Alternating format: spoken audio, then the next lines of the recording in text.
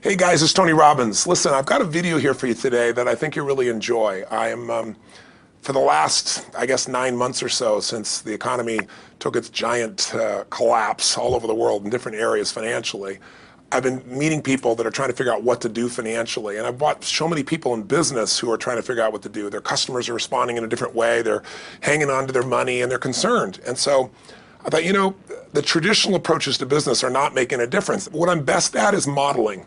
I've always, when I wanted to figure something out, I go to people that are the best in that area and figure out what they're doing and teach myself how to do that and then teach others to do the same once I've proven it's worked with myself. I said, I want to find the best of the best, and I've been really fortunate over the last, as I say, probably 7, 8, 9 months to have spent some time interviewing and getting to know and becoming good friends with many of the top people in the internet marketing. I mean, people that they're not the likely people you normally look at. I look at them as the new money masters. They're guys that, they didn't have the traditional education and ladies that didn't, but they found a way to add value.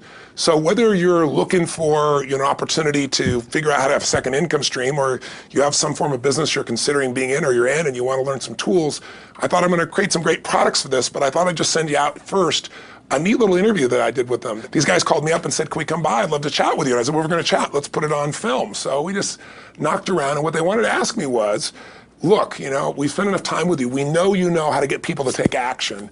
I said, well, come on over and let me kind of get inside your heads a little bit. Let me see why you follow through. Why do so many people say they're going to do something and then never follow through? And a few people do something inside their head and heart that gets them to follow through.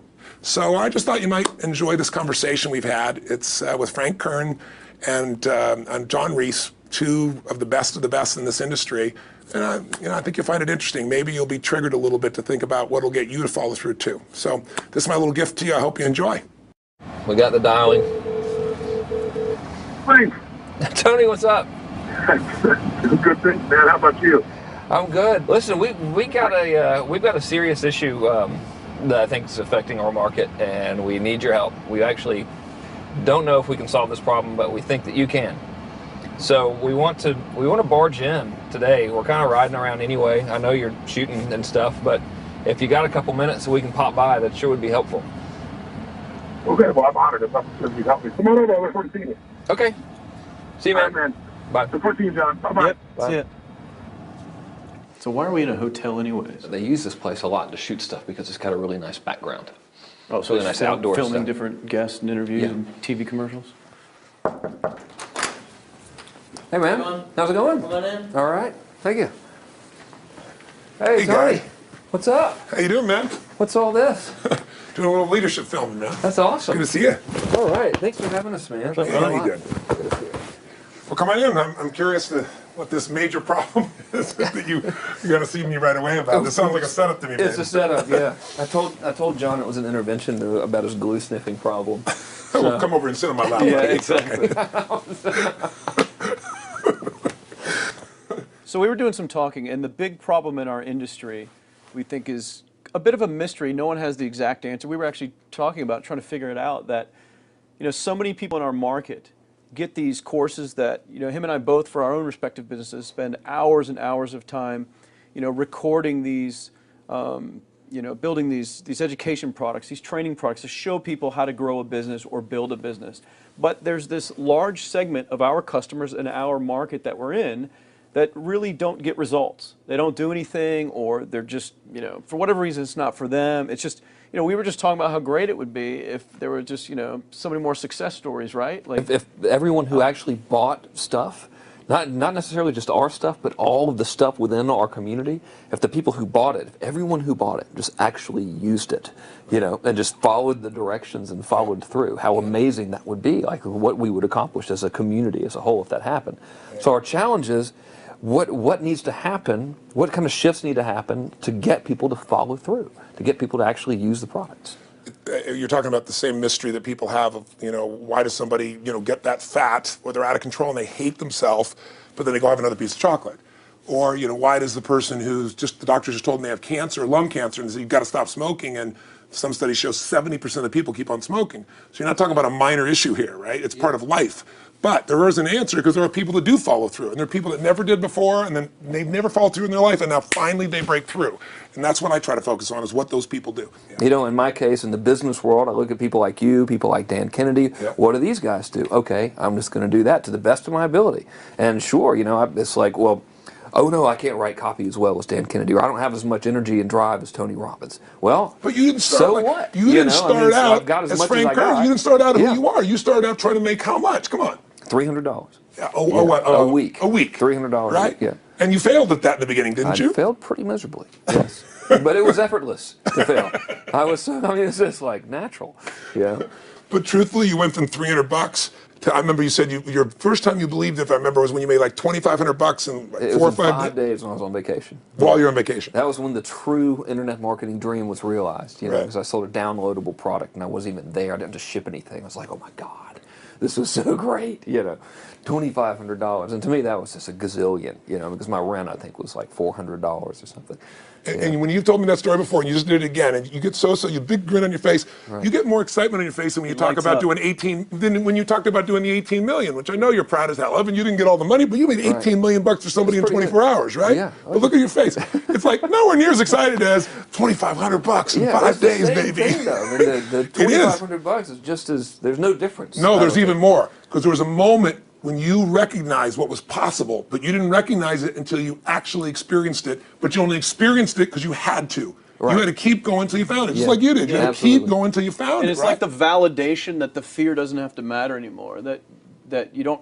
There is no other. That, you know, not having the plan B and knowing that you're going down the one path towards what you want. Yeah. It's the validation in your brain that, hey, this works. It may not work yet on the level I want it to, but it works. I've Right. just proven it to myself. Right. And for that, I win. It's game Right. over. I've already won. Yeah. Because I've proven it to myself. Right. So it validates everything in my mind that I want to do now, just at a higher level, Right. and doing more of it. That's it. Right. You just now leverage it. You now just stack it. So what do these people need to get started? Why aren't they starting? We all know the answer is fear. But the difference with you guys or me or anybody who's followed through is we're more afraid of what life would be like if we don't follow through than the person who's willing to settle for what they got and kind of hope it'll change and maybe purchase something for the moment and then not follow through on it. It's almost like people, overachievers, have a little more fear. They're a little more afraid of missing out. They're afraid of not being there, or they got a strong enough reason to follow through. So I'd say if you're looking at home, you want to give somebody some value, go, where do I start? I'm sick of this. That's a damn good place. That's probably why they bought the product in the first place, but now to they're escape not. from that for just a minute. What's that? They bought the product to escape from that state. Just for a moment. minute, yeah. So, because well, guess what? What makes people excited is progress. You don't have to be at the goal yet to feel alive again. You have to make progress. And the first step to progress is making a decision and buying the product. But then they don't do the second step, which is open the damn thing up. I think another powerful distinction that you're hitting on here is the fact that a lot of people that have breakthroughs in their lives, like including Frank and I both in different, success stories, situations, whatever you want to call them, is that, people typically hit rock bottom Yeah. before that must is a reality. You're right. So in thinking of that, because a lot of things as well, like we hear in marketing, like if you had a gun to your head right now and you had to make money in the next, 48 hours, what would you do? And that really resonates with people. But so I just wanted to bring this into the conversation because I think a big part of the market of all these people aren't people that have their backs completely against the wall yet. That's right. Okay, so they're not in a must situation yet. They're in a desire situation where they're okay in their lives. They do have big dreams and ambitions. They do want greater things, but it's not pushing them yet to the point where they will do what it takes To master have the something. must. So what do you think? How do people go from not having their backs against the wall when they have no choice to say, I'm totally sick of this, Right. to conditioning their minds to go from their situation where they are, which may be okay, to getting something greater? Well, think about this. What pisses you off and what excites you is all relative. $300 a week, no, $2,500 excites him more, that memory to this day, than even the $1 million, he did in his first 24-hour version, right? Or you breaking the 4 minute mile, $1 million, that must have been out of your mind. Tell me about that for a second. What did that feel like? You make $1 million in 24 hours, nobody in history of the internet's done it. Euphoria. Yeah. It was unbelievable. What was your... It wasn't even about the money. That's exactly right. That's exactly right. It wasn't really about the money. No, it wasn't. I wasn't thinking like, oh, that's how many cars I can buy. No. It just wasn't. It was just breaking through like another barrier of progress. So at that point, it wasn't about your back to your wall. at that point, what it was really It was about. a further point for my fear, is what it really was. Further point for your fear, and for some people, and I think in some cases, it's also a recognition of who I am and what I'm capable of. So for somebody whose life is already great, this is about, what if I could take on another skill that could create more freedom for my life? And just saying, I'm not having to go out and try and do it all perfectly right now. What I'm going to do for the next 8 weeks, I'm going to create a little ritual. I'm going to do one thing a day to condition my mind, right? So that I get strong, so I follow through. I'm going to read something. I'm going to listen to something. I'm going to immerse myself. I'm going to go for an intense jog, or I'm going to go lift weights, but I'm going to do it consciously to get in a state where I'm going to follow through. That's number one, because people follow through when they're in state. Second, I'm going to get clear about why this is a must for me. It's not because my back's against the wall, but because I want to master an area of life that could create some freedom. I'm not going to master it overnight, but I got the system, I got the plan. I'm going to do one thing a day. I'm going to work on one subject a week. This week's going to be about figuring out what the right product or industry is. Next week's going to be basics of building traffic. And each week I'm going to make a little progress, and I'm going to get to a goal, whatever that is. I'm going to make $1,000, my $300 in a week. I'm going to get to my $2,500. That first $2,500 is the most excited. Unbelievable. The first $300. I remember It's the most life-changing, too. It is the most life-changing. I remember I was supposed to be a truck driver, making $24,000 a year because I'd be making the most anybody in my family had ever made. How'd that work out for you? Yeah, real well. Thank God I'm not driving a truck, right? I think you could pull the truck. I figured out I could like pull it with my finger, man. I could do it with my teeth. I could pull it with my teeth, right? 36 grand a year was the goal. If I could make 3 grand in a month.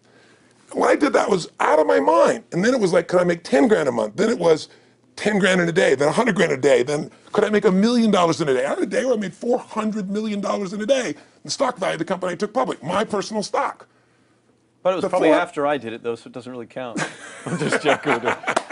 You're right. People don't remember who's first, Tony. 400 million, $1 million, it's all who cares? the same. Who cares? No, I'm not saying that's to brag. amazing, though. I'm not saying to No, brag. of It's course. because they told me when I was on stage, I had this audience of about 15,000 people at the Continental Center. It was during a stretch break. I was doing what I loved, rocking the house. Everybody's going crazy. And they go, the stock's worth $400 million right now. I was like, wow, that's cool. It's like, okay, I don't want to sound stupid. It's like, what's next? And I went right back to what I loved. Once you break through, then it just becomes a game. The people that are getting your products have not yet broken through in most cases. The breakthrough happens by conditioning your mind every day, by feeding it a role model or story. It's putting yourself in a peak state where you follow through by getting physically strong. It's creating a little ritual of doing a little bit each day, and then you get momentum. But the most important thing of all is what we started out with. Why? Absolutely. Why is it a must for you? It doesn't have to be you're against the wall, but it has to be something you're hungry for, because the only difference in people is hunger. And if you're not hungry, get around people that are hungry and something will hit you. You watch a conversation, you get around people that are doing better, and all of a sudden you start going, my life sucks. I remember I went to a guy in LA. He's one of the most multi-billionaire guy, I'll never forget. And I lived in the Del Mar Castle, and I was really proud. That was like the symbol of me having taken myself from being poor to providing for my family this great place. It's built from castles in Europe overlooking the ocean, not far from you. And I went to this guy's house. He's a billionaire. He took me down to his wine cellar. I don't even drink wine. Went through this whole thing. At the end of the night, I was depressed. I lived in the Del Mar tenement, as far as I was concerned. I really was. I was like, I live in a crappy place, and all my standards changed. All of a sudden, I wasn't willing to settle for living that. All of a sudden, my back was to the wall in a different way, because as a man, I knew I was capable of more. So people can change their standard by getting around where it's better. People can change their standard by getting associated with what's true, like the bills they got to solve, the problems they got to do it. Or they can do it because they're excited, because it's something new they want to take on. Everyone's different, but they got to find the why, and they got to come up with some daily rituals to get them going, and just do a step at a time. That's where you get momentum. Awesome. That is awesome. So, think about what's the holy grail between somebody taking action or not. It's one word: certainty. When somebody is absolutely certain, the common word is believe, right? But you can believe at a general level, or you can believe with certain. When you're absolutely certain that if I do this, it's going to get that result, and that result's going to change my life, you'll do it. When you think it absolutely is not going to work, you're never going to do it. The middle no man's land of maybe it'll work, maybe it won't, that's the piece that kills people, right? So if it's a must for you, you got to make it work, right? In our case, right? That's an example. If it's not a must for you and you're not sure, you don't know what to do. So years ago, I'd look around and say, okay, how do people get themselves to follow through that haven't been following through? What's the difference? And I started interviewing hundreds of people, literally, and eventually thousands, because I had thousands of my events. So I'd ask the group to give me their feedback. And I came up with this model. It's like the holy grail of belief, or the holy grail of momentum. It's like the difference between what makes the rich get richer and the poor get poor. right? And the difference we all know is mindset, but like, how's that built? So this is what I did. I created these stupid little 4 little boxes, and I'll scribble it here for you.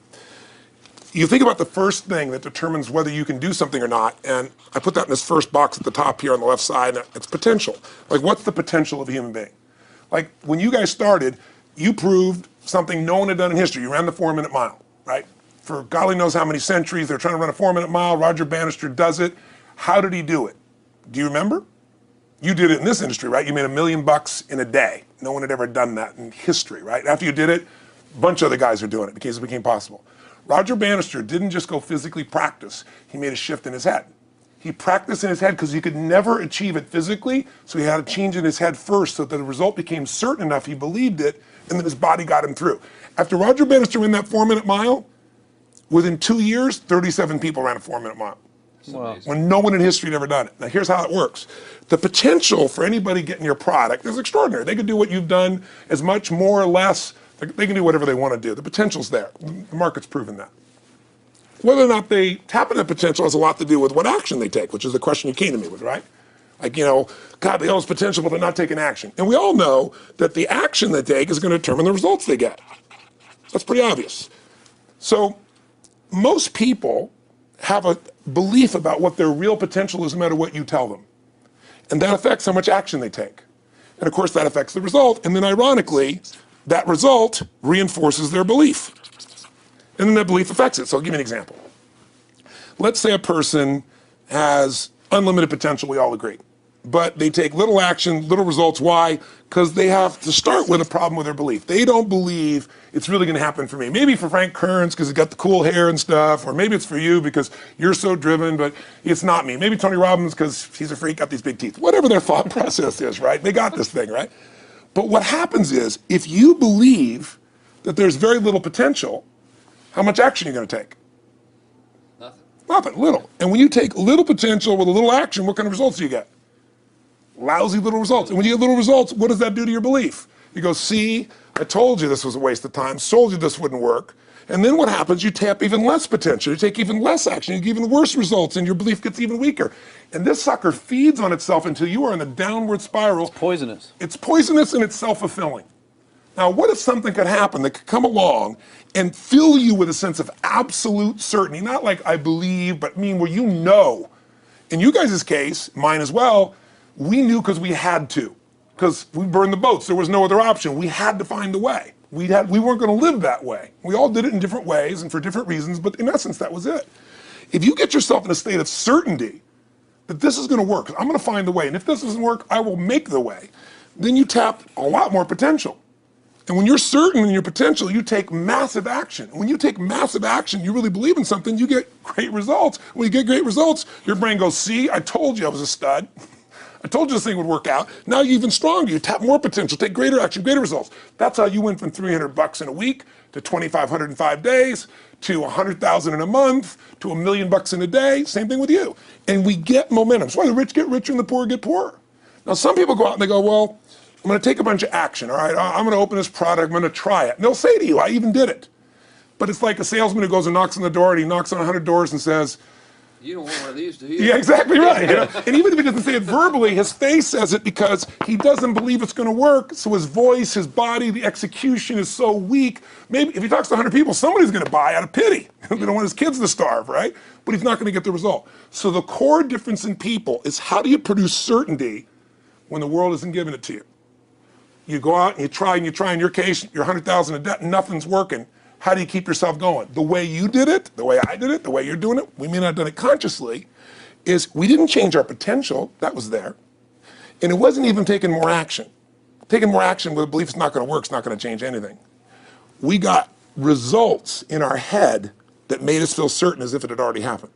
True or false for you? True. Right? So give me an example so people know I'm not just making this crap up.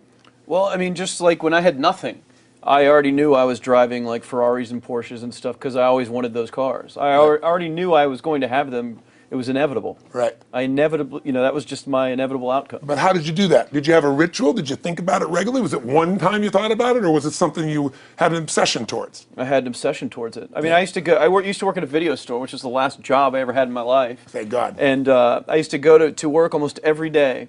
and I used to bring 2 magazines with me to read on my breaks. Entrepreneur magazine, just to read about business and everything else, to read about what other people are doing, look for role models. And I used to carry an Auto Trader with me. And I used to look at Porsches that were for sale. Yeah. And people always used to ask me, what are you doing with that Auto Trader magazine? I'm like, well, I'm just picking out the Porsche that I'm going to buy. Right. When Which probably got you a lot of crap. I did. People made fun of me. Sure. I actually had a boss at that job tell me, you know, you really shouldn't do that to yourself, John, because it's very, very likely that that is never going to happen. That it's very likely that you're never going to have that car. Yeah. That's the kind of belief he was trying to put in my head. And I was like, no, you don't realize that it's inevitable that I will drive here sometime in the near future with that car when I'm not working for you and drop movies off for you to put back on the shelf. And that actually happened. And it was one of the most fulfilling days of my entire life. And the great thing was when I pulled up in this car, I was in my mid-20s. Yeah. A car that most mid-20s. What kind of car was it? It was a Porsche 911 Turbo. It was a convertible and everything. It was a beautiful car. It was one I always dreamed of having. But for a few years I always circled the ads of which ones I was going to buy. Well, when I finally got it and I pulled up at the store, I had all these people. Some people that were still working at this $7 an hour job were there years after I left. And I'll never forget this, even the boss and stuff, and the reaction of the people was like, wow, that is awesome. Yeah. Is that your dad's car? And all I said to them was, not exactly. Good for you. And I just smiled and just left. But it was, it's the weirdest thing, but I just knew it was going to happen. But you knew it because I conditioned myself you to did it to over and know over it was- again. yeah. When I was in high school, I was not a popular kid, but I was passionate and intense, and I'll never forget. Some people, some particular girls gave me some crap, and a guy too. And I wrote in their journals or their annual yearbook at the end, I wrote, someday, I said, you treated me like hell. Someday I'll be rich and famous, and you'll be an effing truck driver. And you'll be sitting there, I'll be with with this beautiful woman of my life, rich, and you'll be watching me on television thinking, you wish you would have treated me better. I actually wrote this shit in people's annuals because I went to a 10-year high school reunion when people showed me this stuff, great. right? But it's like, I burned the bridges, baby. I was like, this is how it's gonna be. So I'll give you a perfect example of this. They did studies, many have been done at this element, where they want to say, how much does the mind affect performance? So take basketball. And I've worked with a lot of NBA players and turned them around, and one of the problems many of them have is they'll choke on the free throw line. Well, everybody knows in that case, if you normally shoot really well and now you're not, something's interfering, something's getting in front of your state, some uncertainty, right? Obviously. So they take a group and say, we're going to make them better. How do you make somebody better who has got this mental block? So they take a group of guys and they're going to do free throws, and they do one group where they just practice for 6 weeks. Totally intense practice, and I forget the number of free throws, but they got to do this many free throws every day. Take a second group, and they have them not practice at all. Obvious. And they take a third group and they don't let them touch a basketball. All they do is have them practice in their mind, but the key is, it's not practice makes perfect, it's perfect practice makes perfect, as corny as that sounds. So these guys see themselves making the shot every single time, conditioning their mind and body that it's perfect every time. They're not interrupted by a reality that would screw with them. So at the end of 6 weeks, they tally it up, and now they give them a test to see who has the highest free throw percentage, success. What do you guess it's going to be? Well, the obvious person says, obviously, it's not the guys that didn't practice, but which one is it? The mind, or is it the ones that actually practice? I'm assuming the mind. Yeah, you would assume it because it's true. Right. You intuitively know the truth, that practicing's not enough. It's getting yourself so certain so many times that now when you go to do it, there's no hesitancy and you execute. It's having that absolute certainty that makes you tap your full potential, take massive action, get massive results, be reinforced to having stronger belief. This is what makes somebody a star at anything. It's like Jack Nicklaus, the golfer. Yes. He visualized every shot and where it was going, landing right where he wanted it before he ever hit it. Every single time. And what do most Every golfers single do? time. They just take a practice swing and they kind of hope for the best and point in the right direction and hit it. And some of them, if they've had some bad hits, what are they really focusing on? What I don't want to do. Exactly, exactly. And that's the same thing here. So I'll show you a little stupid little physical technique for this. So stand up for a second. You guys gonna do this with the camera show? So try this for a second. So just put your feet together and then put your right index finger straight out in front of you like this, okay? And all I want you to do is I want you to just turn clockwise comfortably as far as you normally turn. Just notice where you naturally stop. Go ahead and turn clockwise. People at home can do this too. Keep your feet straight. Notice where you stop. Come back around to me.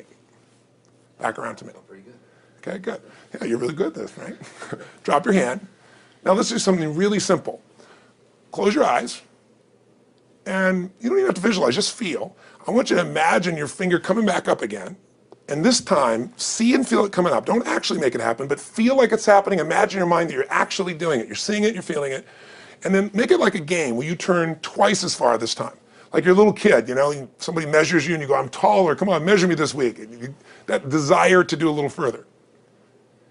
And then in your mind, do it again. Your feet are straight together, and in your mind, feel your finger coming up, see it coming up, and imagine going 3 times as far this time. And then one more time, bring your finger up, and you're like an owl. Your feet are straight, and you turn all the way around, and it comes all the way around to the front. See it and feel it and enjoy it each time, like it's a game, like you can't wait to go further. And you know you do, every time. And then when you can feel that, and it feels good, then open your eyes, and now put your finger straight in front of you, and turn as far as you can comfortably, and see what happens this time. Go. Break my back. Now notice, I don't know if the camera's got it, but you don't even have to ask the camera. You can ask yourselves. Come back around. Did you go further this time, yes or no? A lot further. A lot further. 50% further. 50% further. How much further for you? About the same. Yeah. The average person will go 25% further. Now here's the question. Or superior. Or superior pointer. There you go. Superior right finger pointer. Thank God. So, did you have the potential to turn as far as you did the second time, the first time? Yes. Why didn't you?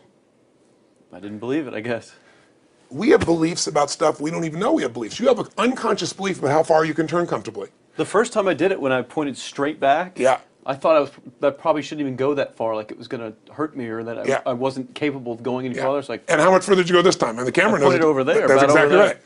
Now here's the difference. The potential was there the first time, and you took action, and you got a result. But it was 50% less than what you did later on, and the only difference is they changed your belief. How did I change your belief?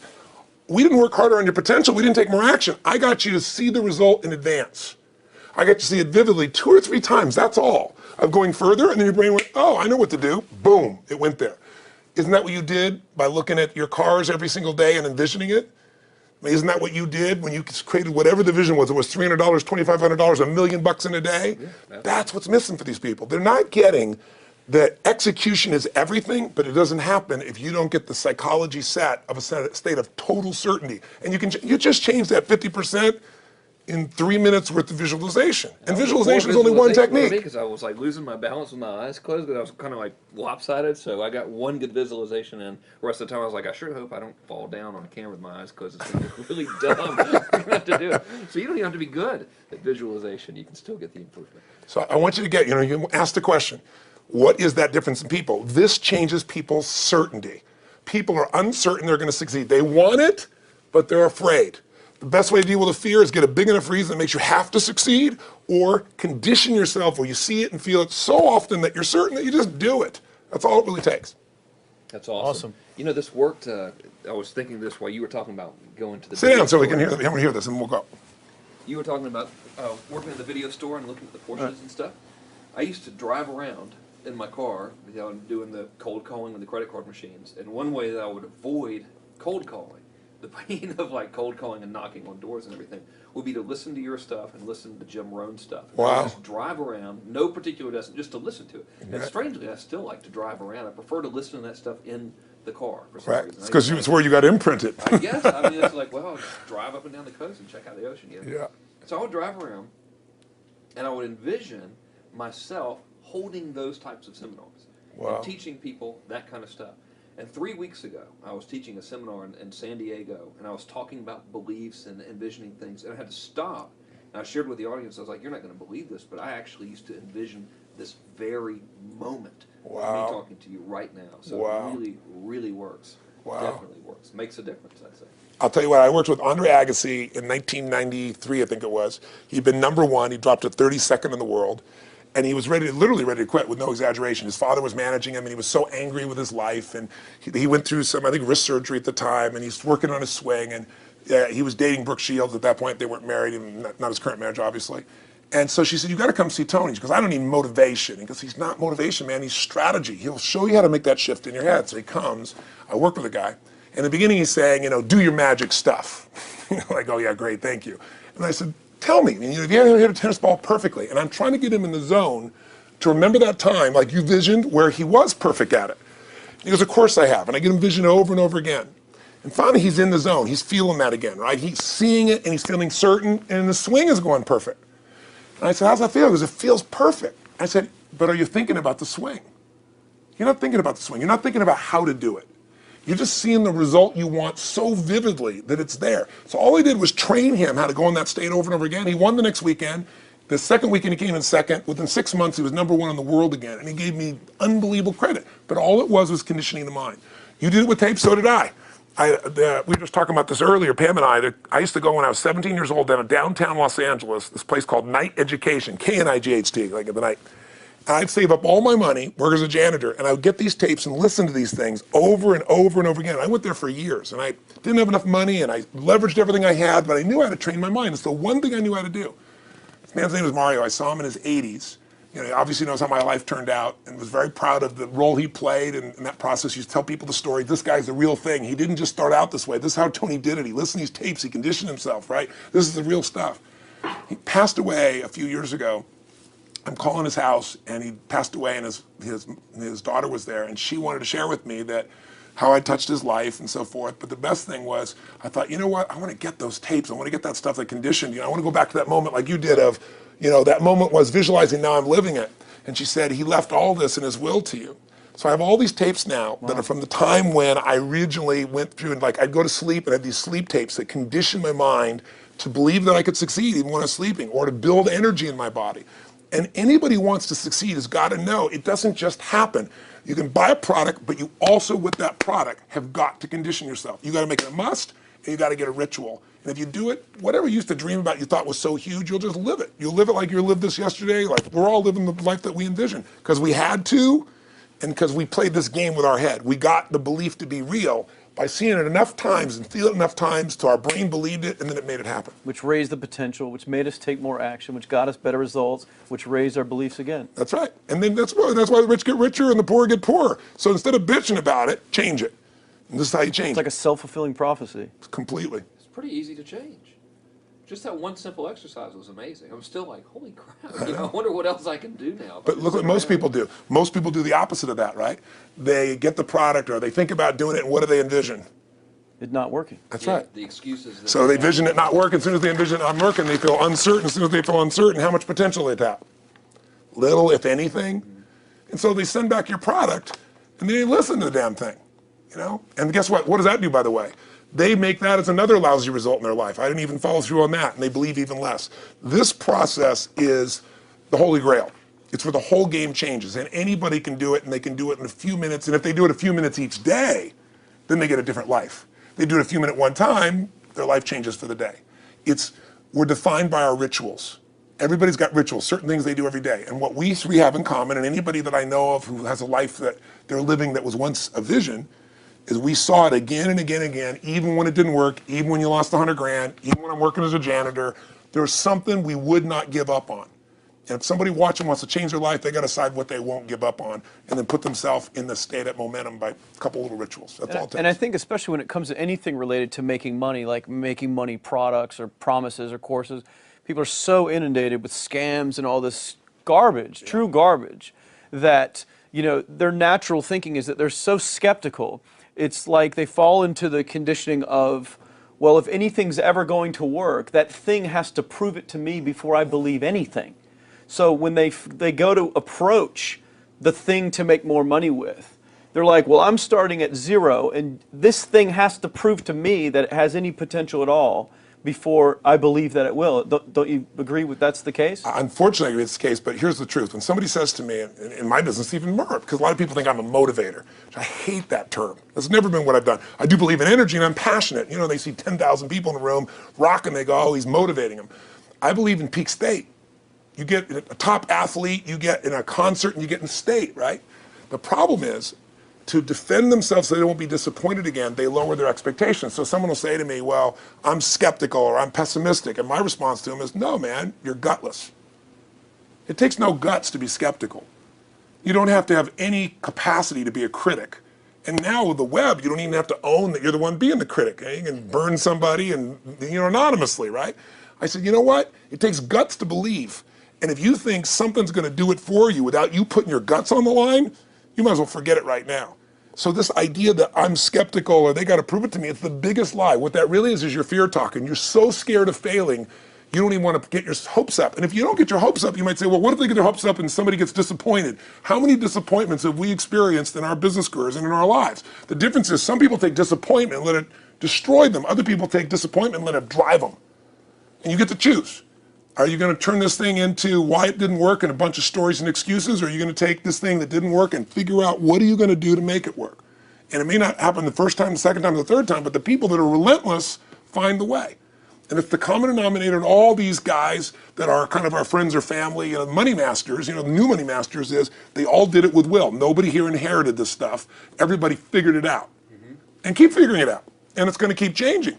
And you say, you know what, 1% of 99% of the money being made is being made by 1% of the people, because only 1% of the people will condition their mind and condition their body and follow through some daily rituals. The rest will tell a story about why it didn't work, how it wasn't their fault. And you got two things in life. You got results or you got a story, And too many people think that that 1% is somehow entitled to it, and they're not. Which is, it's just all in the head. It's all in the their head. belief. It's all in the head. Which can be changed with some conditioning, basic conditioning. You just proved it. Yeah, to us. That's fun. That's why I made Get the Edge and Personal Powers, because I understood that from the very beginning. Originally it was 30 days, and years later people would say, I've heard all the great results and everything else, man, but I don't have 30 days, and I'd be behind the glass, focus group, watching these people and want to shake them, like, you don't have 30 days to change your life, I thought, okay, I'll make it 7 days, just one, because after 7 days you get momentum. I mean, think about it. When do people's lives change? In a moment. It doesn't change in 10 years. Your life may suck for 10 years, but there's one moment when your whole life changes, the moment you decided. When you said, no more, and I'm doing it, and you kicked yourself in the ass, and you made yourself go do something, right? When you finally said, enough, no more, I quit, or let's begin, or I love you, there's a moment when somebody's life changes. And that can be gotten in a couple of days. So people watching don't have to wait until they've mastered everything. They got to get started and do what's next, and just put themselves in a state where they start making some progress. Well, there it is. I think that's the answer that can help solve that problem with a lot of people. They'll just pay attention to it and do it. The bottom line is, all three of us and some of the people that we consider as family that are part of this process, we've all done well, and we don't need to do this stuff. We're able to do the stuff because underneath it all, people can see in your eyes, Frank, when you talk about $2,500 you made that day and the joy, right? Or you talking about not willing to settle, and just, I don't care what they say. They tell me I'm going to sit here and I should lower my expectations. I'm going to be driving my car in here and they're going to be delivering a video to me. There's something inside of every human being that will make it click, that'll make it so that today is not like yesterday and tomorrow will be different forever. And that process is an emotional hook. And what I hope is people watching this stuff, maybe something in here will piss them off enough or remind them of something or say there is a plan and it isn't just luck. And if I just get my big enough why, and I get a little system for conditioning myself, and if I start to feel overwhelmed, I just do one next step. And I keep learning and keep moving forward, I will get there. And if we accomplish that out of this conversation, then this conversation was kick-ass and fun, not just for us, but it'll be something that we'll be really proud of a long time. Whether that happens or not really has nothing to do with us, but whether or not people take it in as real and do something with it. I hope they will. I think a lot of people will. I think they will. Thanks a lot. I think it was awesome. Thank you. That's been a And blast. Appreciate it. your shoot here. Yeah, go back to the next one. Yeah. Thanks, guys. Thanks. Yeah. Thank Appreciate you. it. Really appreciate it.